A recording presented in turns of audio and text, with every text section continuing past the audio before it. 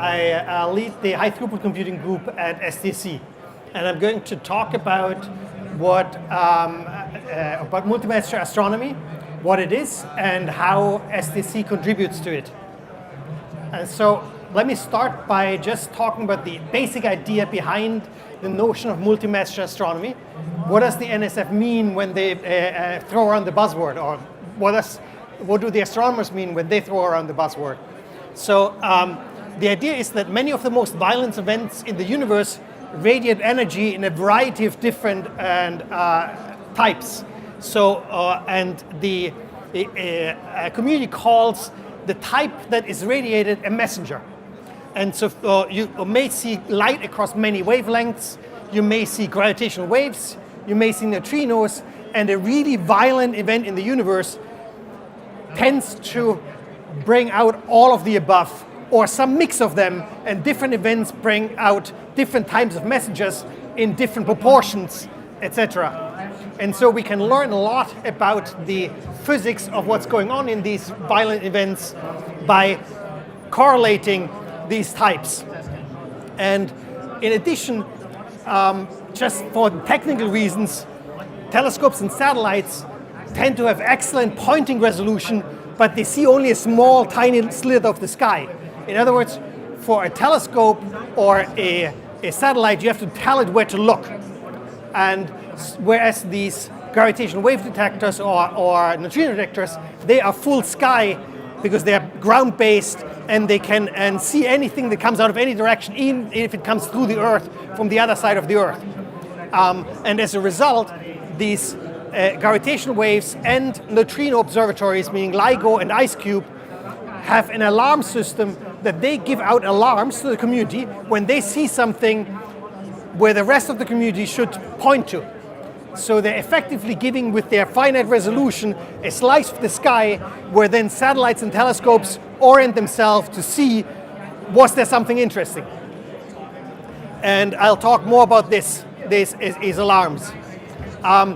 Given that we just won an HPC Wire Award, I wanted to start out by talking a little bit about the IceCube Neutrino Observatory.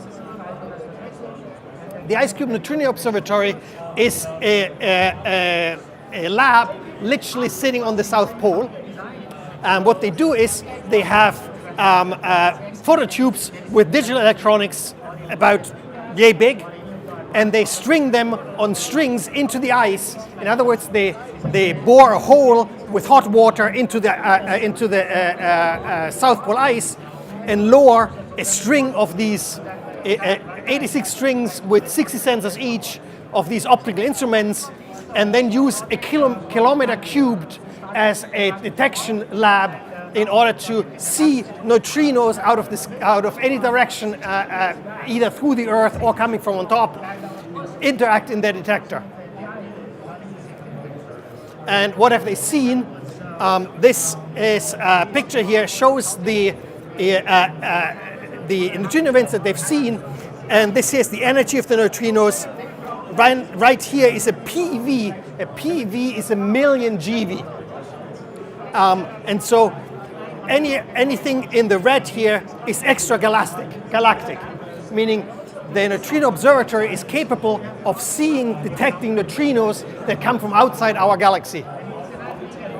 And this is important because at very, very high energies, the universe is actually opaque to light, meaning when light is energetic enough, it scatters off the cosmic microwave background and will never reach us from extragalactic sources. And so neutrinos are literally the only way that we can point back at these most violent of events in the universe, because neutrinos are neutral and they interact very, very weakly. And as a result, the highest energy sources in the cosmos are only observed in neutrinos with pointing accuracy. And that indeed has happened.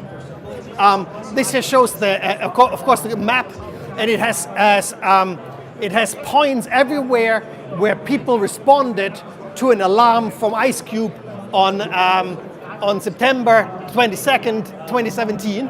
And this IceCube alarm was special because it involved a 290 TeV neutrino that they saw in the detector, and they could point backwards to where it came from. And then all of these other instruments, including satellites as well as ground-based instruments, looked within the next week or day, some of them within a few hours, in the same direction, and looked for evidence of something happening there. And in fact, what happened is that in the direction where IceCube was roughly pointing is a known blazar, and I'll say in a second what a blazar is. And that blazar, a blazar is a spinning black hole that, in this case, is of enormous size, a spinning black hole, and as it spins, it throws out two jets of energy and particles. A black hole accretes energy by infall, and because it's spinning, it throws it out again in these two jets. And one of those jets happened to be pointing at Earth, just by chance of location, basically. And that's why we've measured this blazar for years. And blazars have the characteristics that they are actually not steady. Sometimes they throw an enormous amount of energy out, and then they're more dormant and have much less energy. And on this day, within a few days after the 22nd of September 2017, that blazar was very active. LIGO saw neutrinos coming from the blazar, or a single neutrino actually coming from the blazar. And then all of these other light-based telescopes and satellites, many of them saw very large light activity in entire frequency band. So there's a huge range of frequencies that this blazar was active at the time, and so there's a lot that can be learned about the nature of these beasts. Because as of right now, all we know is that they occasionally throw out enormous energies, but we don't actually know the acceleration mechanism. We don't know where the energy comes from. And so what does SDSC do with IceCube? SDSC's collaboration with IceCube. IceCube is the largest user of GPU time on Comet. The High-Throughput Computing Group supports IceCube's global computing operations via the Open Science Grid. This here is a map, it's a pie chart of each pie slice is a different cluster in the world where IceCube has computed within the last year. And this is basically the compute hours relative to each other, and the totality is 4 million GPU hours that they've consumed within the last year via the Open Science Grid. And what the Open Science Grid does, it allows IceCube is a collaboration across 300 scientists across 48 institutions in 12 countries. So all of these different institutions can make in-kind contributions, and so many of these slices are simply collaborators who have clusters themselves that they provide access to the collaboration. And we provide, I like to call it the plumbing. We provide the plumbing, the necessary infrastructure to make all of this work so that you can federate both data and compute on a global scale. And I'll talk a little bit more about this. Mike already mentioned that we had a pilot project for GPU cloud integration because of IceCube. IceCube basically, for a reason as I stated here, has an insatiable thirst for GPU time right now. And we're also collaborating with them on next generation data management. Now, one of the things about IceCube that is very unusual, most of the time in these experiments, computing is necessary, but it doesn't change fundamentally the performance of the detector. You build an instrument according to some specs, you take data, and you analyze the data. And then you have to have some simulations in order to make sense out of the data. In IceCube, things are actually quite different in the sense that IceCube is deployed in a natural environment, the ice of the South Pole, right? And so it depends on a complete understanding of the light transparency of ice at the frequencies that they detect. And given that this is a natural medium, they didn't design the ice to have certain properties. They have to measure it. And by having better measurements and better simulations of the ice, they get much better instrument performance, especially at these highest of all energies that are relevant for the kind of science I just talked about. Basically at the lowest energies and the highest energies, their detector instrument performance is limited literally by compute power, because they haven't done the simulations and the calibrations to exploit fully the data. And this is expressed here in a quote by Francis Halston, who was the originator of the IceCube project. And he's basically saying that they gain a factor of 4 with improved calibrations, and can apply the factor 4 of data worth, if you wish, to 10 years backwards of data that they've already taken. So not only can they improve the value of future data, they can improve the value of the entire data past by understanding the cubic kilometer of ice that they're sitting in. Now, IceCube is just one of many of the experiments that we work with. There is, last year I talked about LIGO, because LIGO was just winning the Nobel Prize. There is Dark Energy Survey. Veritas is an array of telescopes. There's the South Pole Telescope, another experiment at the South Pole. This is literally walking distance. In fact, this is walking distance from IceCube on the South Pole. And then there is the Simons Array in the Atacama Desert. These are all experimental facilities that SDSC works with in order to support their scientific mission. Then I want to talk a little bit more about data, matching the theme here. And I want to point out one particular thing that is a result of the nature of the sociology of these large endeavors. If you have an experiment like LIGO or IceCube or the LHC experiments, invariably these are one-of-a-kind global endeavors. You don't have 5 IceCubes in the world. There's one IceCube with neutrino observatory. And so you end up getting global collaborations that, in order to get the most out of them, need to actually have the ability to coalesce resources in kind and get provided by the collaboration. Those resources include humans, data, and compute. And so what we do is we build global infrastructure that allows federation of global resources of all of these. Well, humans we don't deal with so much, but data and compute. And in the case of LIGO, the pie chart involves a lot of Europeans. The reason for it is very simple. LIGO works closely with Virgo in order to do science. Now, if you have European infrastructure that participates in this, then you want to have the data not cross the Atlantic every time.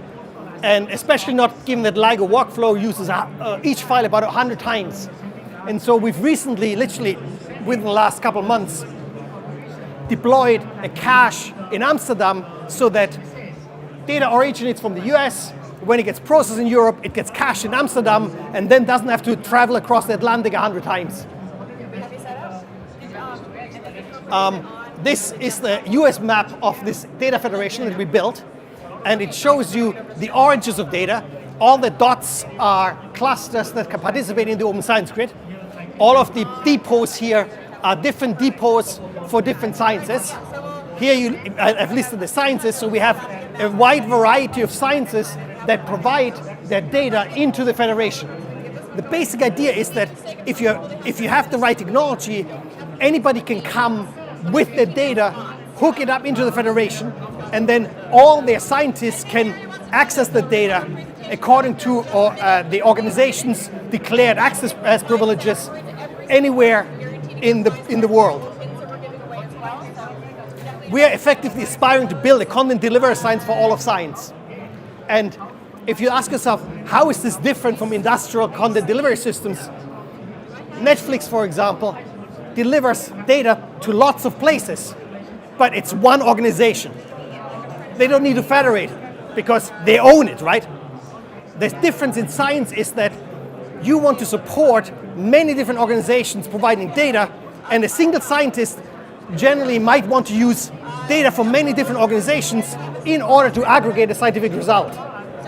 Think hospitals, think artificial intelligence on pathology data. The only way to make progress in analyzing pathology data is if you can pool as many patients as possible. That means pooling across organizations. So that's what data federations are really strong at, because you can allow people to come in individually, independently of each other, and then only when the plumbing's in place, all you have to do is arrange for the access privileges. Now, in addition to origins, we then have caches. Right now we have caches in 9 different places. There is 3 in the network backbone, and 5 across endpoints that are heavily used, and the one in Amsterdam, which sort of off the map. And so again, the cutting edge here is effectively that not only are we using infrastructure at compute centers, we're using infrastructure in the network backbone. We're basically working with the Internet 2 and Great Plains network on them deploying storage into their point of presence in various locations, and then sharing that storage into a Kubernetes cluster where we can then deploy services on top, and the services we deploy are used by the scientists as part of this caching for the data federation. So what I'm trying to build effectively, what we're trying to build is a national scale data-rich compute environment with sources, with caches to provide performance, and with compute infrastructure, all of it federated, meaning all of it such that anybody can join with their infrastructure and therefore can impose their access privilege requirements, and then all of science can use this according to the privileges assigned. And I think that was my last slide. Yep. Thank you very much.